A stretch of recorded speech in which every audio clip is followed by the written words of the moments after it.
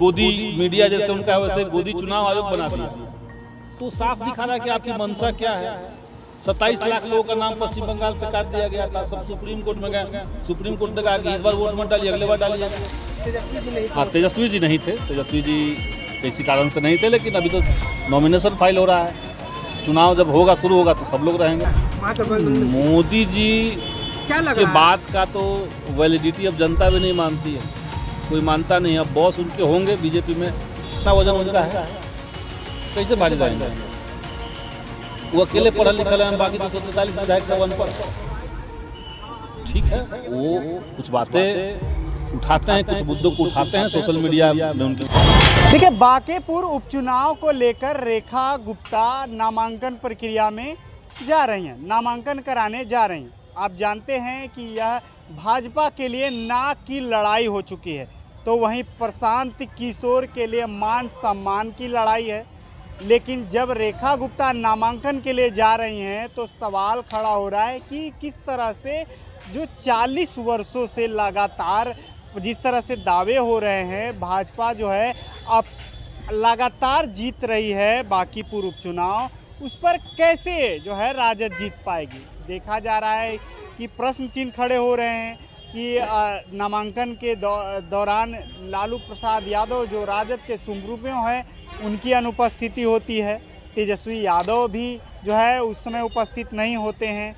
लगातार सवाल खड़े हो रहे हैं, राजद के बड़े कद्दावर नेता की अनुपस्थिति में नामांकन हो रही, तो क्या अंदर खाने में कुछ चल रहा है, इस पर भी बात हुई है। माले के विधायक संदीप सौरभ, उनसे जब पत्रकारों ने सवाल पूछा तो क्या कुछ कह रहे हैं, जरा आप खुद सुन लीजिए। हम लोग समर्थन करते हैं भाकपा माले इस चुनाव में बांकीपुर की सड़कों पर उतर करके महागठबंधन की जो उम्मीदवार हैं रेखा गुप्ता जी राष्ट्रीय जनता दल की उम्मीदवार हैं, हम लोग सारी पार्टियां एक साथ ये तय हम लोग कर रहे हैं, किए हैं कि हम लोग चुनाव में उतरेंगे। और ये चुनाव केवल कोई राजनीतिक चुनाव नहीं है, बल्कि एक वैचारिक चुनाव भी। देश में जिस तरह से भाजपा कर रही है, लोकतंत्र की हत्याएं हो रही है, विपक्ष की पार्टियों के सांसद खरीदे तोड़े जा रहे हैं, देश की जनता की आस्था का प्रतीक बना करके राम मंदिर को जैसे लूटा गया, जैसे हर तरह की परीक्षाओं के पेपर लीक हो रहे हैं, तो एक वैचारिक लड़ाई भी बांकीपुर की जनता लड़ेगी।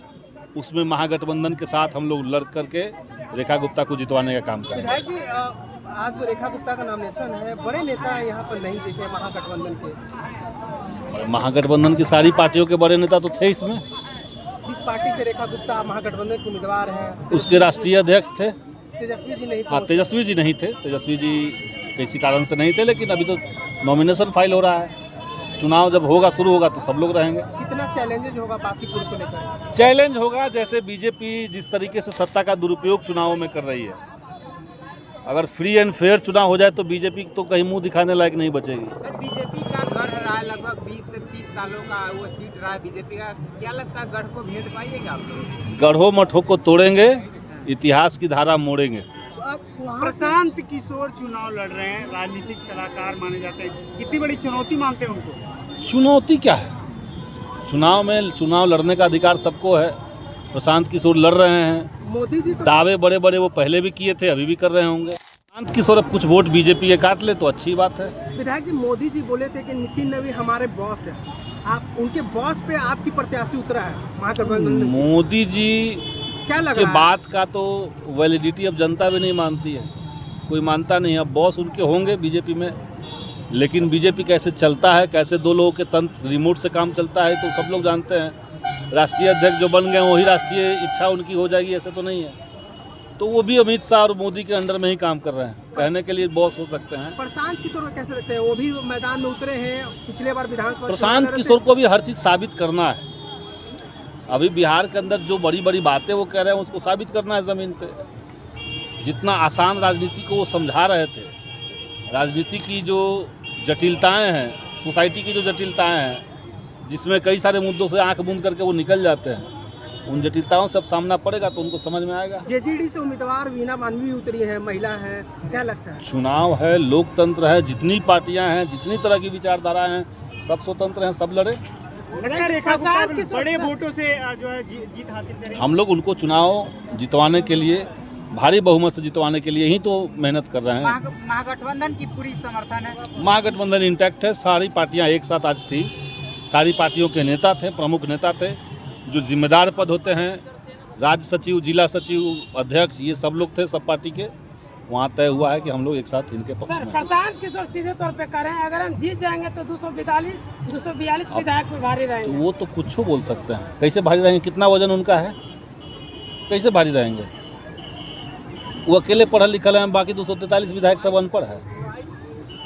ठीक है, वो कुछ बातें उठाते हैं, कुछ मुद्दों को उठाते हैं, सोशल मीडिया में उनकी पकड़ है, उनके पास रिसोर्सेज ऐसे हैं। इसका ये मतलब नहीं कि वो जो कह रहे हैं सब वही बात है। सर एक अंतिम सवाल, लगातार आप लोग कहते हैं कि भाजपा जो है वो खेला करती है, इस बार भी लग रहा है कि इस उपचुनाव में खेला कर सकती है? खेला कर सकती है। भाजपा चुनाव को फेयर तरीके से नहीं लड़ना चाहती है। चुनाव वो फेयर कभी लड़ ही नहीं सकती। सत्ता का दुरुपयोग, चुनाव आयोग को जिस तरीके से अपने पक्ष के लिए बनाया गया, चुनाव आयोग गठित करने की जो नीतियां थी, जो पहले के नियम थे, उसको ख़त्म करके जैसे अपना एक गोदी मीडिया जैसे उनका है वैसे गोदी चुनाव आयोग बना दिया, तो साफ दिखा रहा है कि आपकी मंशा क्या है। 27 लाख लोगों का नाम पश्चिम बंगाल से काट दिया गया था, सब सुप्रीम कोर्ट में गए, सुप्रीम कोर्ट ने कहा कि इस बार वोट मत डालिए, अगले बार डालिएगा। तो देश के अंदर लोकतंत्र कहाँ है? चुनाव तो केवल छलावा बनते जा रहा है। तो इसीलिए भाजपा के जो भी दावा करे, हकीकत है कि ये लोग लोकतंत्र के हत्यारे हैं। चुनाव आयोग से आप कुछ कहना चाहेंगे? अब चुनाव आयोग पे हम क्या कहें? चुनाव आयोग तो कायदे से एक स्वायत्त संस्थान है, वो तो किसी के जेब में होने वाला संस्थान नहीं था। लेकिन इस देश का दुर्भाग्य है और ये एक अघोषित आपातकाल वाली स्थिति है जहाँ चुनाव आयोग भी निष्पक्ष नहीं है। तो आपने संदीप सौरभ को सुना, उन्होंने सीधे तौर पे कहते दिखे कि निजी कारण से जो है तेजस्वी यादव अनुपस्थित हैं, लेकिन यह चुनाव निकालना कितना बड़ा मुश्किल होगा राजद के लिए, यह आने वाले समय ही पता चल पाएगा। पूरी खबर को कैसे देखते हैं आप कमेंट बॉक्स में अपनी राय दे सकते हैं। तमाम खबरों के लिए देखते रहें सूर्य विहार। धन्यवाद।